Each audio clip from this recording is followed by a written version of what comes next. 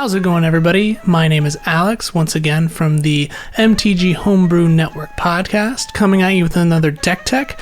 Now, I know what you're thinking. You're expecting a Tiny Leaders deck, and I would love to, but I heard about this new up-and-coming format that's really breaking into the scene. Thought I'd throw my hat in, see how I do.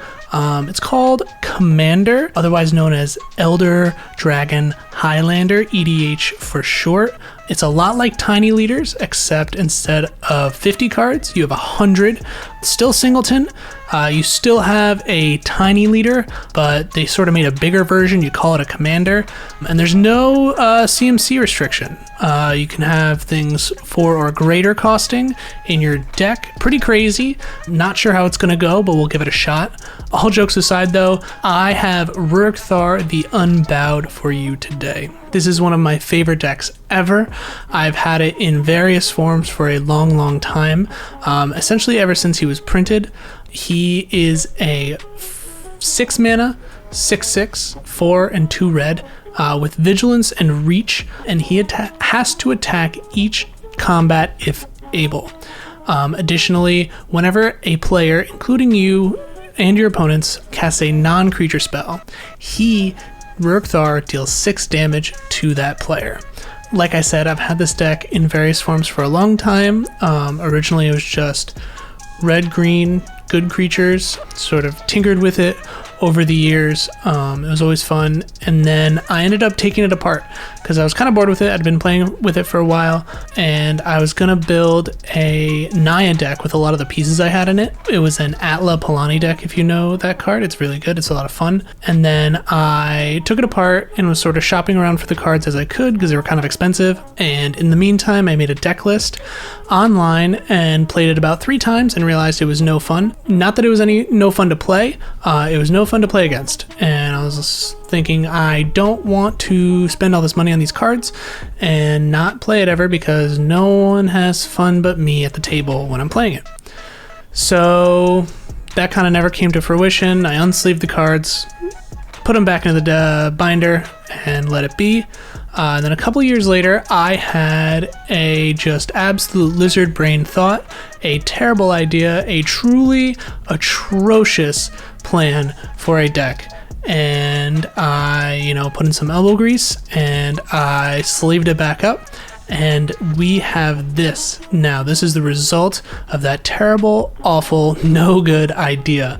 In essence, I'll just give you the name. It's called Oops, Just Ruric Thar. Now, if you remember way back when I explained Ruric Thar's abilities, he says any player casts a non-creature spell. Again, that includes us. He himself, or they themselves, deal 6 damage to the player that casts that spell.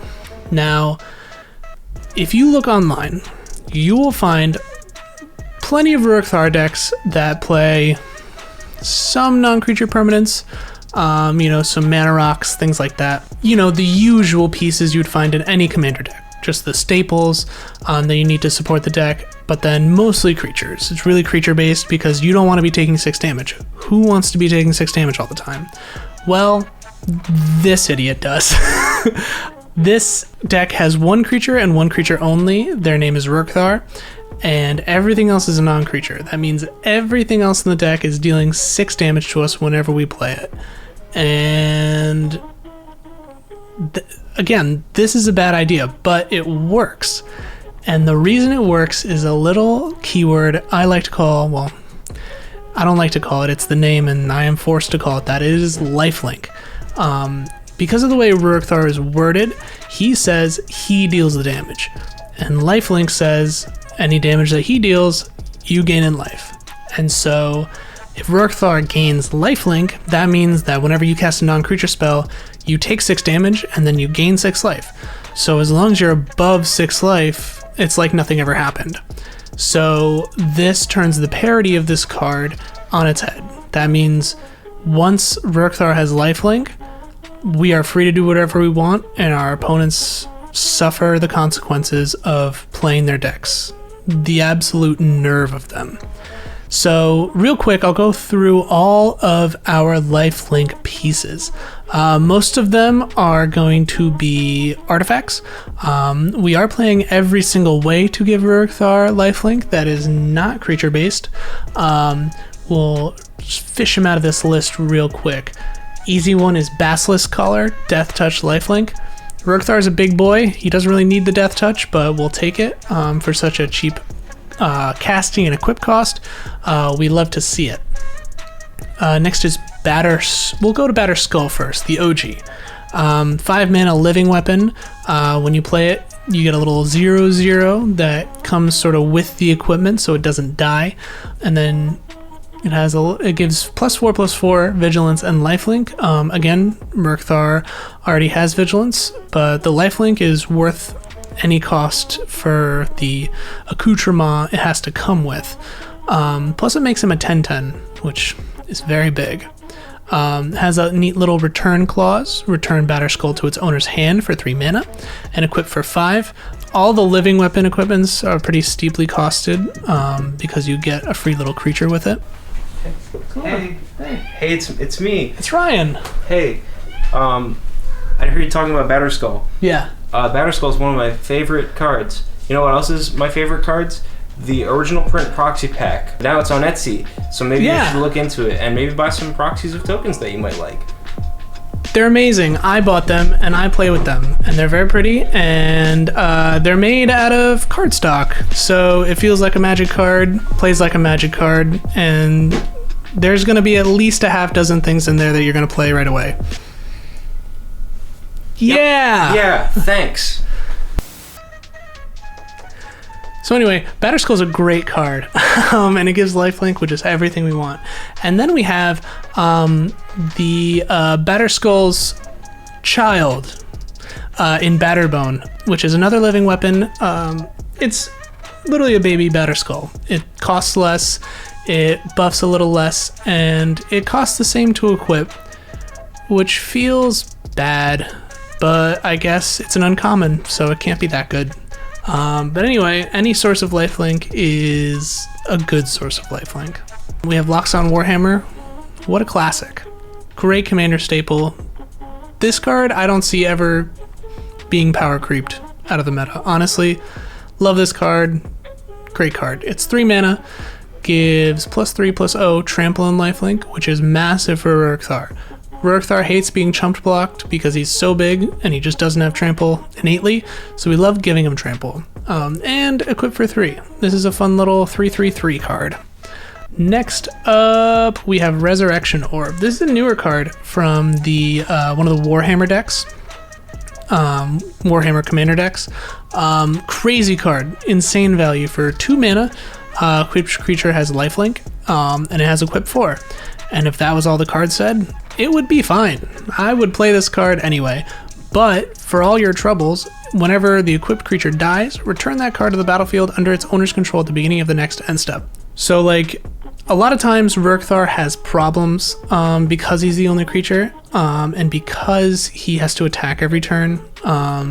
Like if your opponent is playing a Gitrog monster, you have to swing in and he has to die. If your opponent is playing anything big, or something with first strike, or something silly, or just a sea of tokens, you have to swing in with Ruric Thar, and Ruric Thar is just gonna die. They are just a little too silly to know otherwise.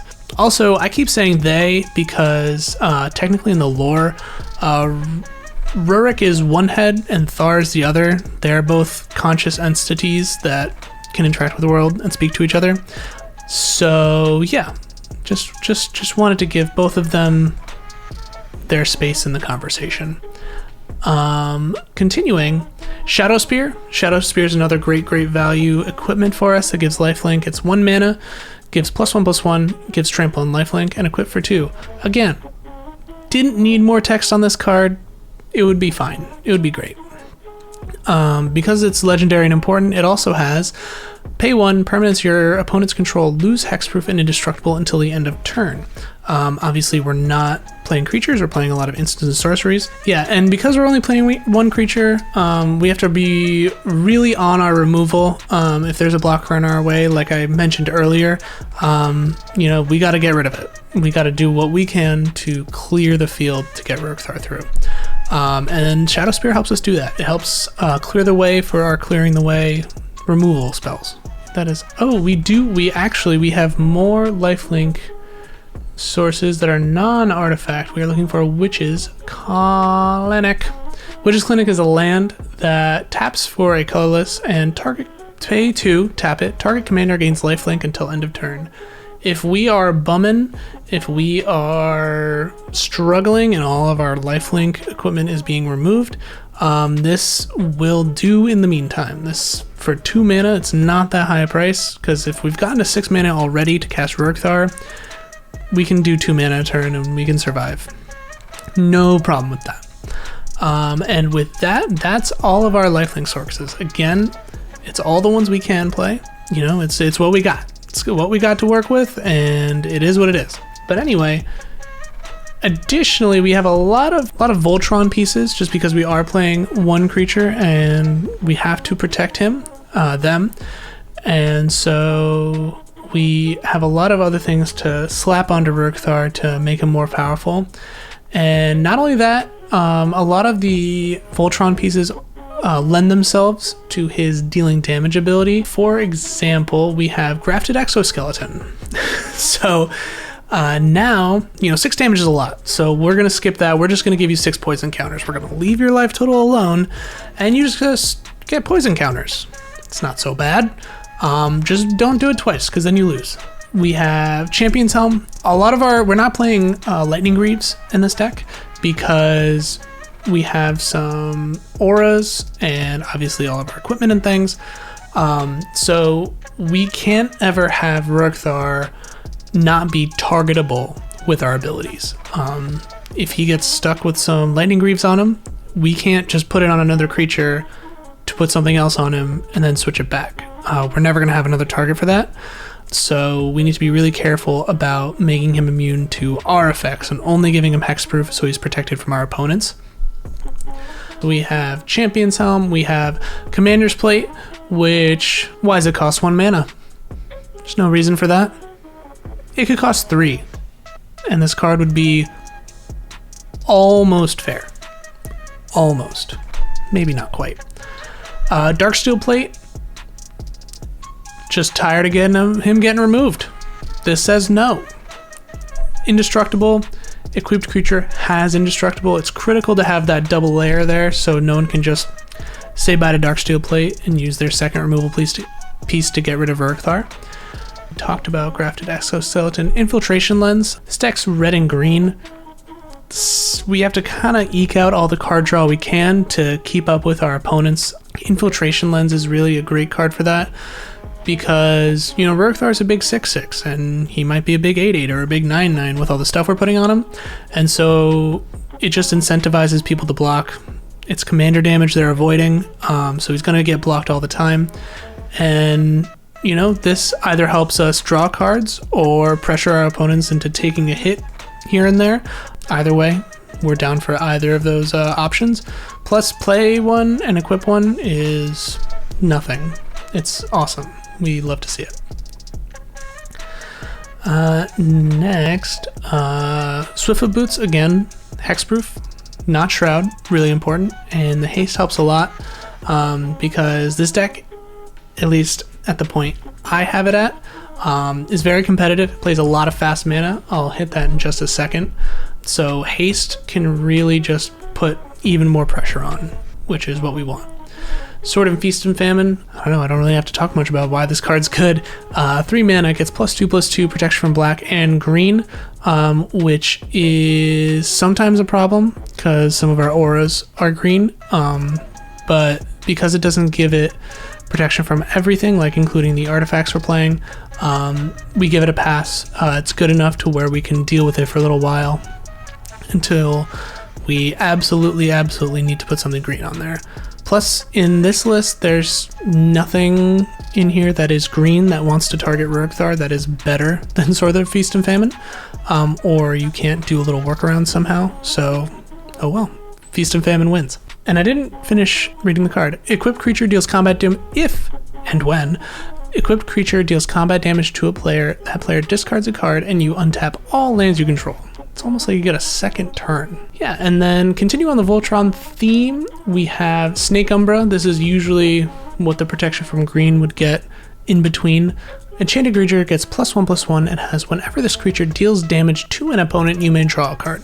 So in addition to the 6 damage we're dealing, if we're, hitting people all the time and we get card draw off that, amazing. Super duper bonus. Plus it has Totem Armor like all Umbras do. Which is really effective for keeping Ruric Thar in the game and protecting him as much as we possibly can.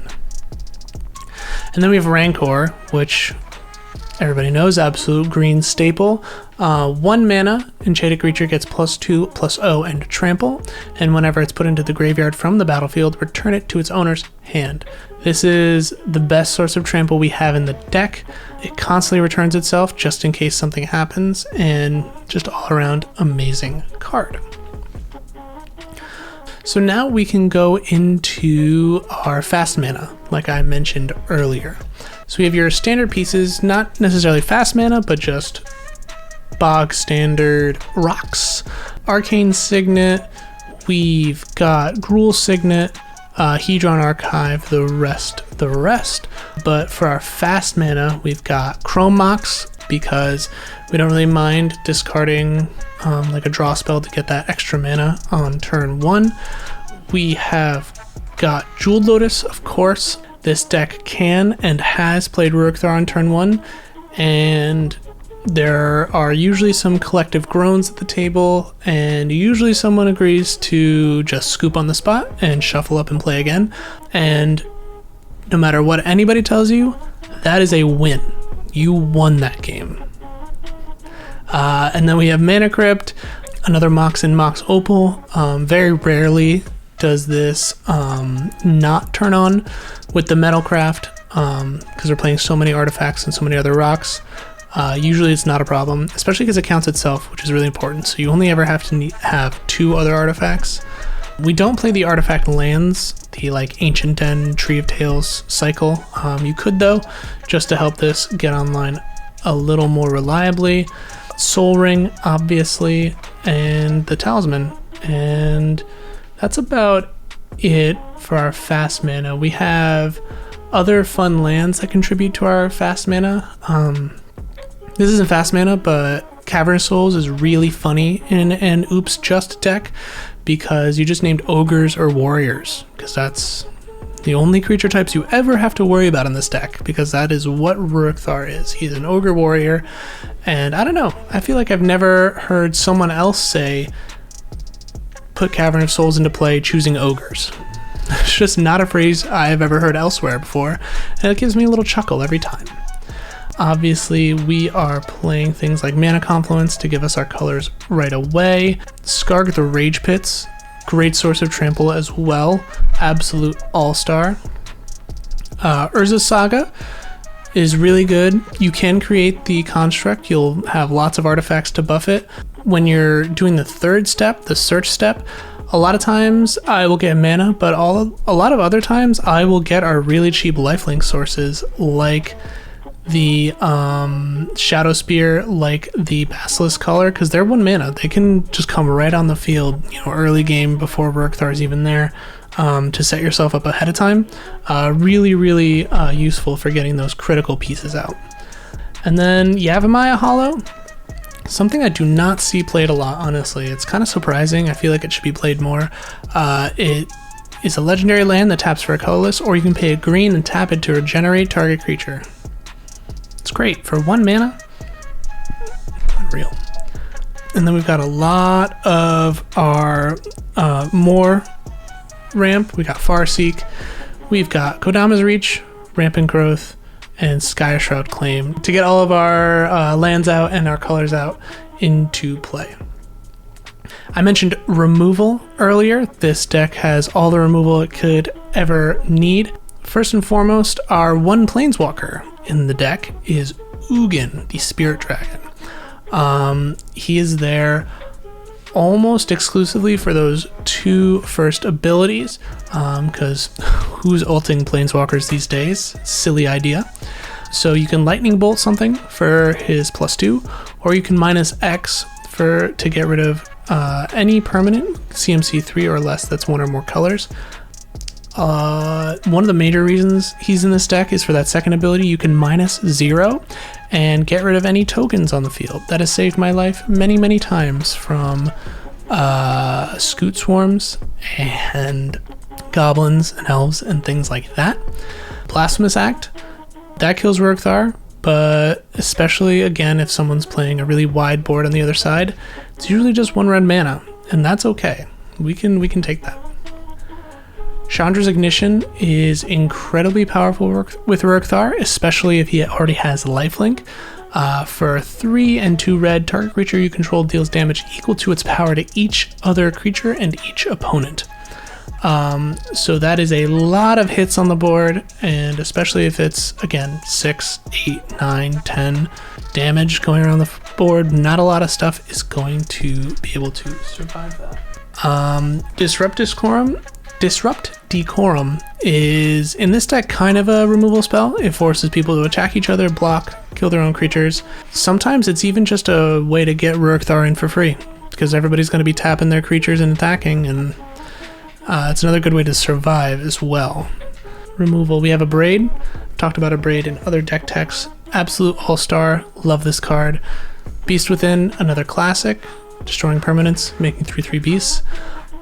Chaos Warp, again, really great, getting rid of a threat to sometimes get another one. I have seen Chaos Warps flip Craterhoof Behemoths off the top of another library and accidentally lose their casters the game. So, there's always that. The classics of Deflecting Swat, we're usually going to have Ruric Thar, so it's usually going to be free, and choosing new targets for a spell and ability can be devastating. With that price point, I really can't tell you how good this card is. Got Heroic Intervention to save Ruric Thar, Crozen Grip, which, love this card, split second, so not a lot of things can interact with it.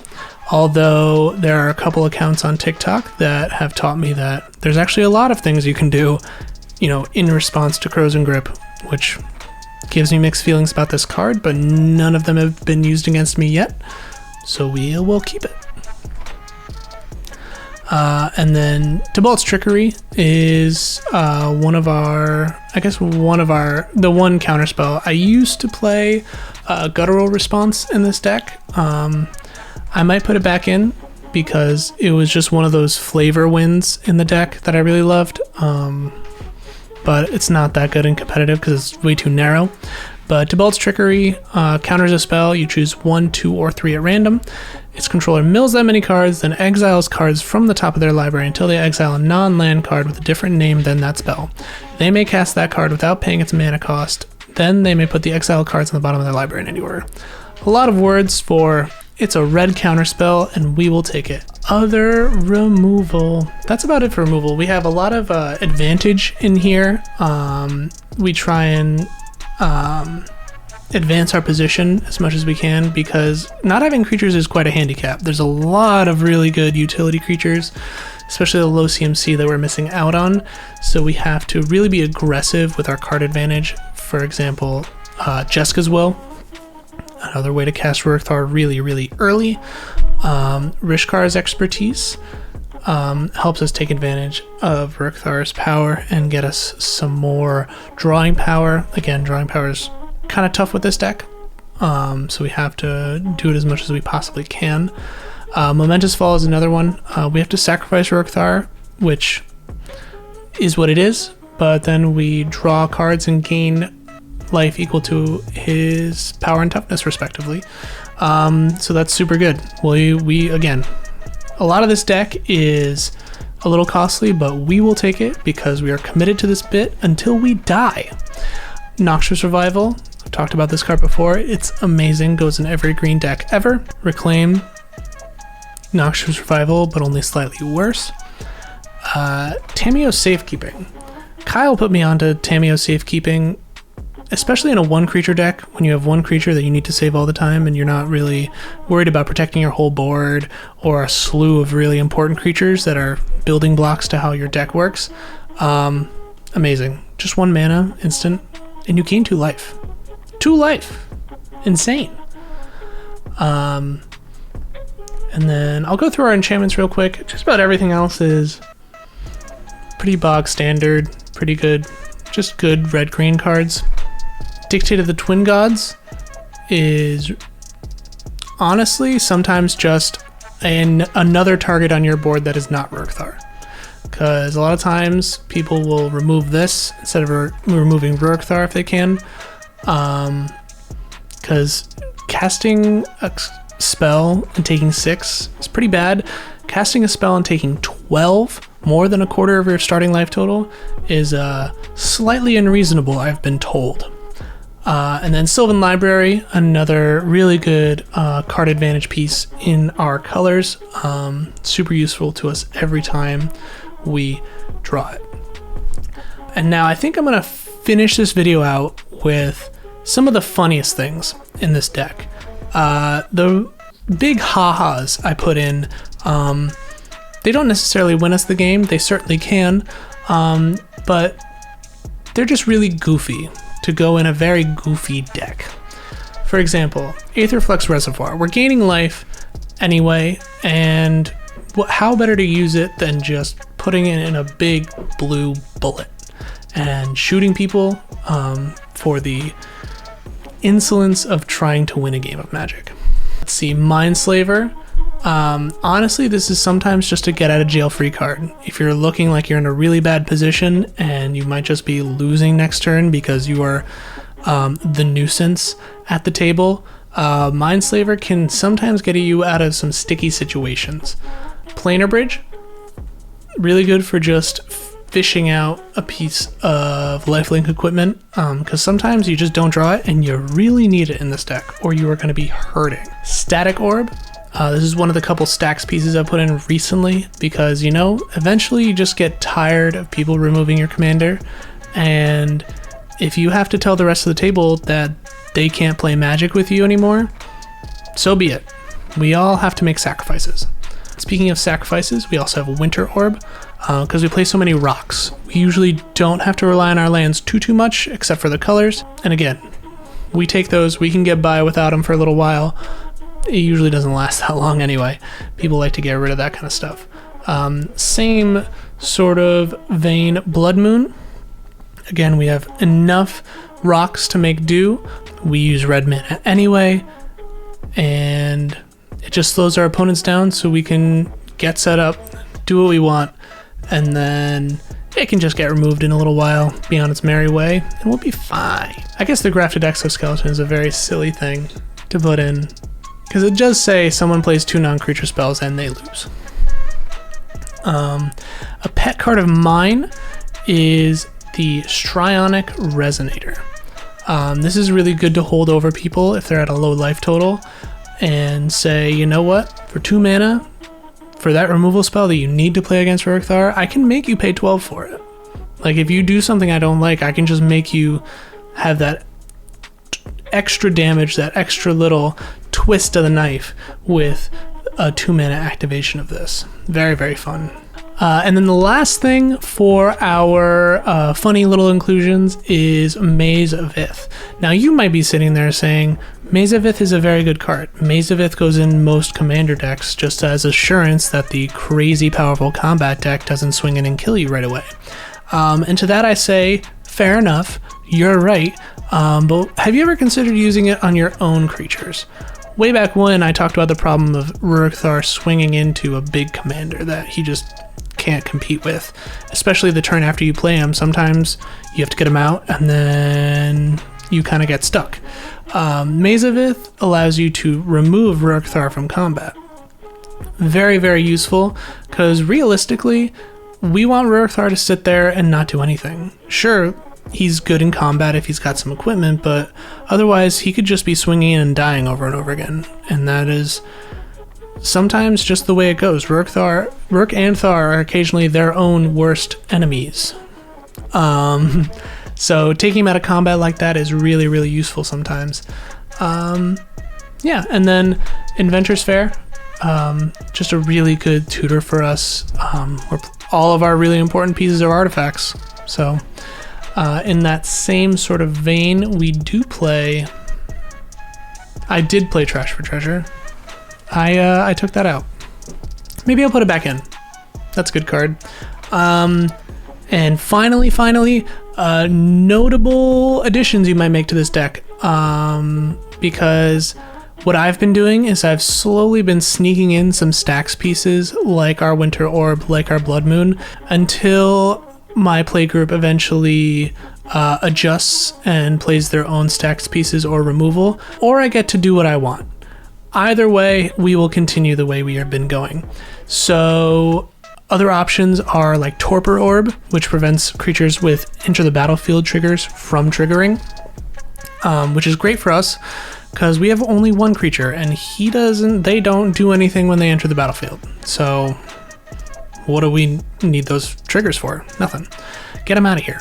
Damping Sphere is another card that I've thought about going in here, that prevents you from making lots of mana and playing lots of spells on your turn, which is great. Very good anti-storm piece, very good anti-combo piece. We really love to see it, because this deck wants to play a very linear game. It might want to move fast, faster than other linear decks, but this deck is not a combo deck. This is an attrition deck. It is a value over time deck. It is a grind you into the ground deck. Yeah, like other stacks pieces, you could do more of a Voltron vibe, put some more green auras in there or combat tricks.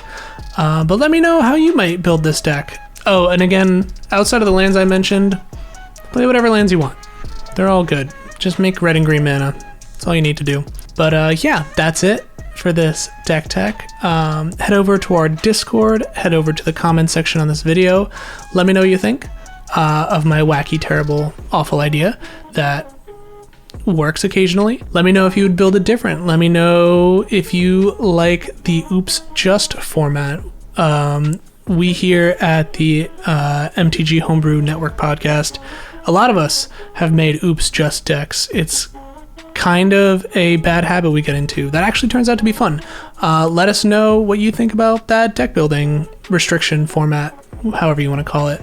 Let us know about Oops Just decks that you might have, or you might want to see in the comments, in our Discord. You know where to find us, and thanks for watching.